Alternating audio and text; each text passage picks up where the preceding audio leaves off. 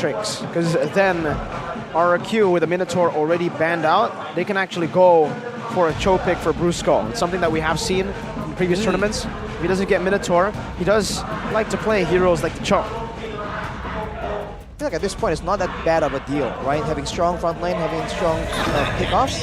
If they want to try and do the same thing, and then instead of having a Minotaur, using the Cho as a peel tool, that's also an option that they can explore.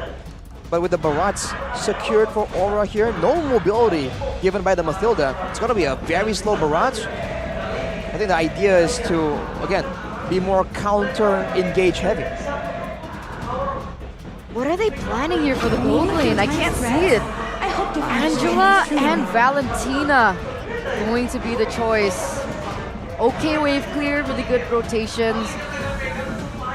It is really the Angela Baxia combo without anyone to shred him down, without a mage that can output a lot of damage like Aurelia. This is going to be tough for Aura to try and shred him down. They need like DPS. Brody. Okay. Oh, they choose to go for a burst, so this is a snowballing comp. They need to snowball, they need to... Welcome to the final game of this best of 3 series between Aura and RRQ Hoshi. Will Aura Fire be able to bring this back, or can RRQ go 2-1 and win this series? It's going to be very close for sure. It's a battle of playstyles now for Aura. Early game to mid. For RRQ, they can actually hold their own in the early game, but it actually is going to be mid to late for the Claude. It's like a good mix of both the early game, strong sustain, strong clear, and having good late game insurance in that marksman like it's supposed to. Well, for now though, it's still going to be boots in the items, but when it comes to the emblems, Yao is going for the Brave Smite, so he's trying to be a bit more sustainable. I think he's expecting fully to be the first man into the fray, trying to sustain through it and still be the main team setter for big team fights. So he has a lot on his shoulders, a lot to deliver, man. But with Irad on the Baxia, with the Angela and the Valentina, look how fast that they're rotating. They were able to clear, give a lot of damage onto the opponents, and now they're going to be able to put some pressure here in the bottom lane as Irad will be able to get that away as well. Whew. Okay, it's a bit slow for both teams, but later on, this is where the Novaria won't be happy. Oh, whoa, Yawi. Stunned up there, Yawi very low. Claude's going for the kill. One more shot, and it's Brusco who picks up first blood early on in the bottom lane. This is the gold lane, folks. This is the lane that Aura desperately need to be ahead. But luckily for Aura, that wasn't a kill for Skylar, right? He does have an assist to his name, but at least it wasn't given to Skylar. Right, Skylar on the snowballing is definitely a big plus, but Brusco getting gold, it means anyone that gets a hard guard is going to be that much tankier. But hey, Aura instantly respawn. Shield Unity cancelled out, he walks up, Gugun. Detonus Welcome munching on Irad now, spinning him out onto the wall, pinning him down, and that should be, yes, a kill to Gugun.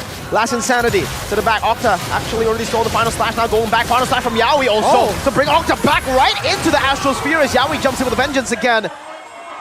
To force out another vengeance. That's a little bit of a tongue twister. Vengeance from Arlet, and there's also a vengeance from Don. All the vengeances, that is not how RRQ wanted that to play out. Aura did such a great job pressuring RRQ with time to go and rush into the turtle without preparation. Astral Sphere steals away the gold buff as well, I believe.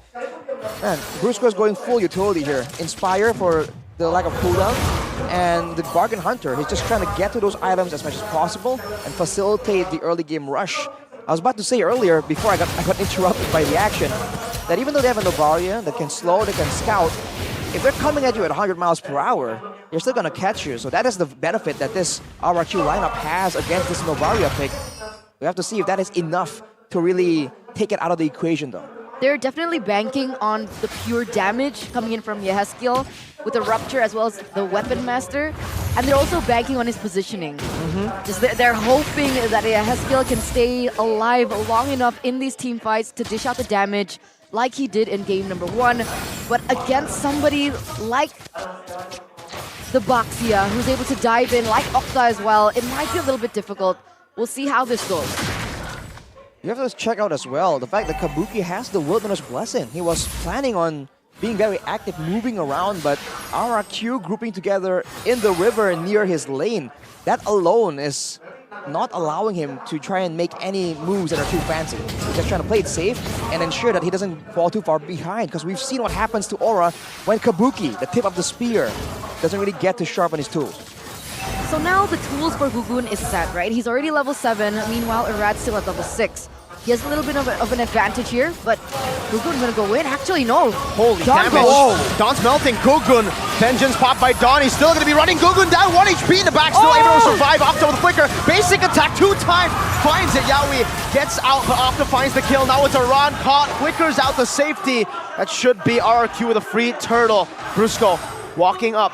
Kabuki's still there now with a basic attack on the Brusco, but Octo doing the damage. Oh, forcing a flicker. 1 basic attack to take him down, but they've done enough damage for Skyler now to pick up the full turret gold and a free turtle. The gold leads back to RRQ. Beautiful, beautiful control, and they're going to be able to get a turret as well down in the bottom side in the hands of Skyler, just munching on down those turrets. And you can even already feel how wealthy he has been getting in the past few minutes of the game.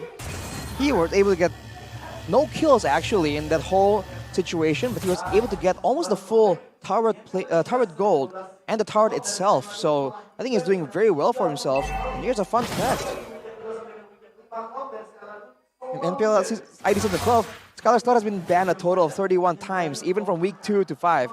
Claw from Skylar is consistently banned in every match and game because it's just that respected by the opponents, anyone going up against RRQ. So Aura is literally playing with fire. Even on the international scene, it's respected. I think I remember back in MSC, was it MSC? Yeah, it was MSC, the Claude and the Beatrix, if you remember. Yep. But MSC was actually always taken by Herman. The Beatrix. Ew. Talking about Beatrix. That reminds me of Kabuki. Yeah. Right. But it's no longer meta. The Wesker Kabuki was pretty scary, man. You walk in a bush and you get gunned down by the Wesker.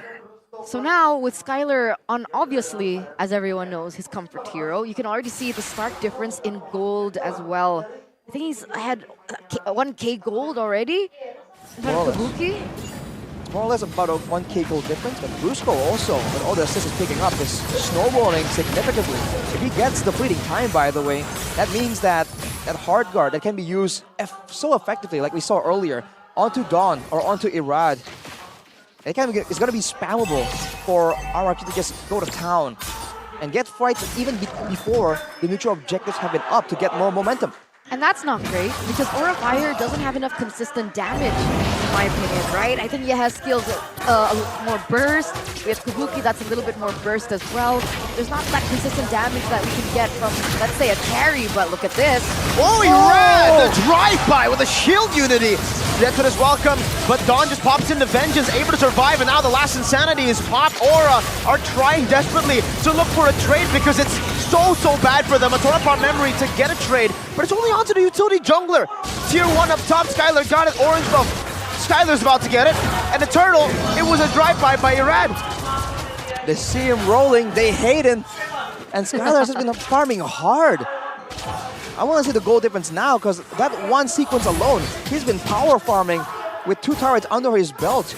Aura, for sure, is trying to make something happen, but they're leaving a lot of pressure away from Skylar, which is usually the approach that a lot of teams need to shut down RRQ. Now it's a definitive 1k gold lead for Skylar in the gold lane, and he's still building towards a golden staff. Not there just yet, but he is rapidly making progress. So Echo, Skylar and Octa, no initiation. This is brutal. Wait, okay, we were talking about a time frame that Aura Fire is on. Has that time frame gone out the window 8 minutes in? Or is there still hope for Aura Fire? I feel like if RRQ makes mistakes, there is definitely still hope, but I think if you get to minute 13 and then you're still completely controlled, you don't have control over the map and all that, I feel like that's just you waiting for RRQ to make a mistake, and as we spoke about it, that's going to be an 8.5 minute golden staff 3-item power spike for Skylar. Now he's going to do the big damage, and he might just start following his team around for the big fights, and Aura has no way of stopping a full speed RRQ engage. So what do they do? That's a try. They sit down and Wow. Is it that bleak? sounds so bleak. I mean, There's got to be a different way, right? they're gonna get outscaled here. The Novaria, I guess right now they have to bank on Novaria. If it gets to mid game is still okay. Like for Aura, it's still honestly okay. Oh! Just as we say it, Skyler, that blazing duet with the Heart Guard. Say goodbye to the tier 2. But Aura are committing to the Lord. They know that there's no Skyler, no Brusco. This might actually be a good one, but they're taking it so slow. Dawn is walking up. Kabuki with a smooch. Dawn getting Chung low, has the vengeance, and it is going to be Gugun who secures it. They need to run away now. They find a kill onto Dawn. There you go. That's the commitment. RRQ are not able to find any more trades when it comes to kills, but they might be able to take this turret down. Aura stops it from happening. They defended. They knew that Skyler also already used that Blazing Duet, so it wasn't a key that they could have used against Aura Fire in that team fight. But here it is, Skyler. Look at the damage. Raga armor, more like no armor. Raga cardboard. Oh my What was God. that?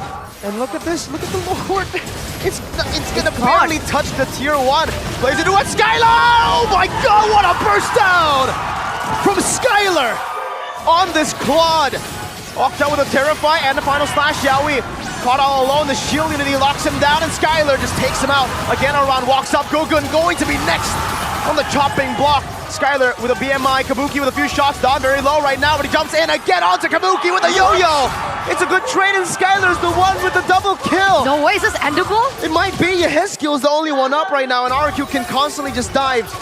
Rush tanking. Turret passive still there. They can actually clear it out now. Astral Echo used up once here. Holy moly, a base turret in the 10th minute. Not for a Brody, for its opponent, for the Claude. In the drafts, we were like, all right, the Angela Baxia combination. But as soon as Skylar got that power spike, it's a Claude Angela combination that should have been a lot more feared now that we're entering this mid game. And the damage was definitely there. It was a ticking time bomb as to when he used that Blazing Duet in the top side and when he was able to pull that trigger in the mid to completely turn things around for RRQ. I mean, Jenga the Turtle, it was just a big plus. They were sacrificing so much early game prio, so much objective control just to get Skylar all the gold, all the resources. He is level 14, my guy. He is the highest level in the game right now, and he's rapidly approaching level 15. This is where RRQ, though, is at their strongest, right? When Skylar has reached his peak before everyone else. Once he goes there, it's a dead end. He's at the tip of its potential. So in a way, Aura can wait it out, but RRQ are not letting that happen.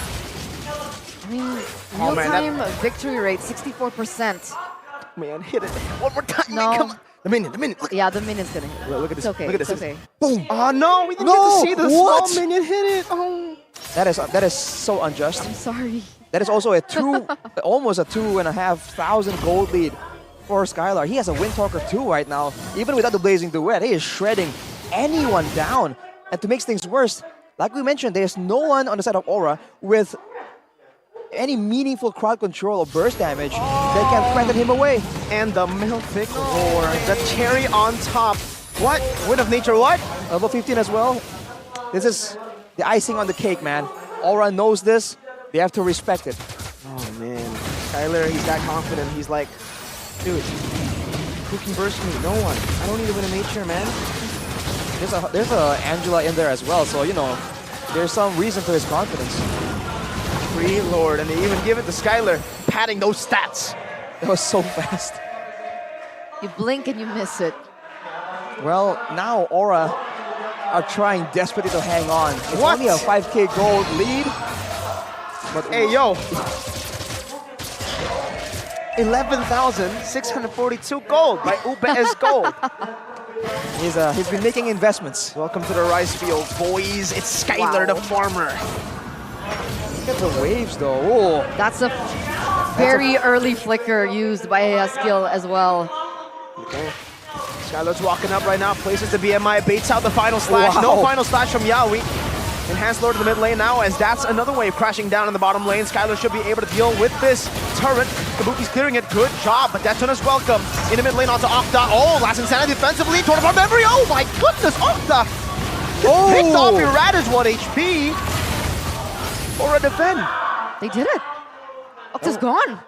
That was a bit unfortunate for Octa RRQ. I think they really wanted the bottom turret. They sent Skylar there. But then a fight broke out, or rather was forced by Aura, credit to them, in the middle side of the map. They fought there without the guy who holds the bulk of their gold in the picture.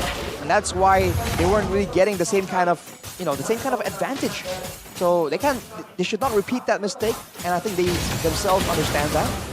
Now it's back to the waiting game, and Aura has the scouting tools to ensure that they can leave the base occasionally to try and shrink that gold gap, man, because it's not insane, but it's definitely significant. This feels like it's just prolonging the inevitable, though, in a way. Unless they find something that Bolonsky would think of, something really creative when they got there. Exactly. Yeah. That sounds like a very Full trust. concerned, yeah. Doesn't sound like full trust, Eterna. Yeah, Well, Yeah. we'll have to see. Can he do it or not, Eterna? We'll see. I mean, he is on an Arlet. He should be able to make that play. Seems tough, though, if I have to be realistic. I think it's almost like a reverse. Now, Aura are the ones who want to try and catch Skylar, punish Irad for rolling down in a drive-by. But they can't do it because Yahweh is on an Arlet, and all he does is set up for that big fight, and his engage is an ultimate. So he has to be very conservative with it, because otherwise everyone else is just going to run through and they have nothing to deter. Skylar has purified, but here it is. That might be Is it. it? The final splash done. Vengeance already trying to farm memory. 1 HP. Aran burns him down. Skylar with the blazing duet into the back line. With a nature though already used up by Kabuki. Still going to be melted down. 1 HP. Skylar is insane. Last Insanity again, this time from Octa and Aran. Skylar in the back still. It's a 1-4-1 trade. Gugun's very low. Skylar gets brought back the final splash, but it's still not going to be enough. Now it's Brusco and Irad. 1 HP on the Baksha. Skylar gets the hard guard again. And Skylar goes for the base. A reverse sweep for the kingdom to slay the dragons. Reverse sweep. Wow, man.